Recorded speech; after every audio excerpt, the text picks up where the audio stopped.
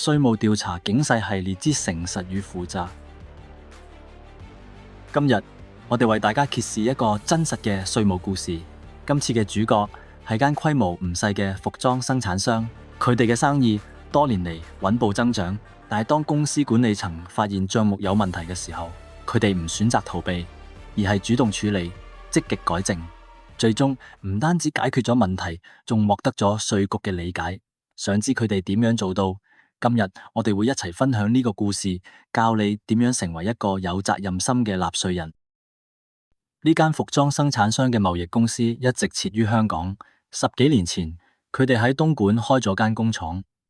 初時，佢哋係以3來1補嘅生產模式同當地政府簽訂合約，但5年前就轉為進口生產嘅合約模式。多年嚟，佢哋生意一帆風順，營業額穩步增長，盈利可觀。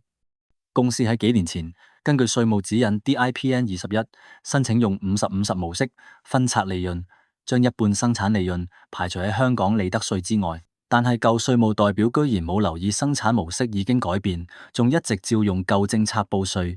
稅務局要求提交最新生產合約嗰陣，問題終於浮面，稅務代表先發現原來錯足5年。董事知道出咗大事，毫不猶豫換咗會計師，主動通知稅局，希望亡羊補牢。新會計師3個月內重編賬目，全面向稅務局披露真相。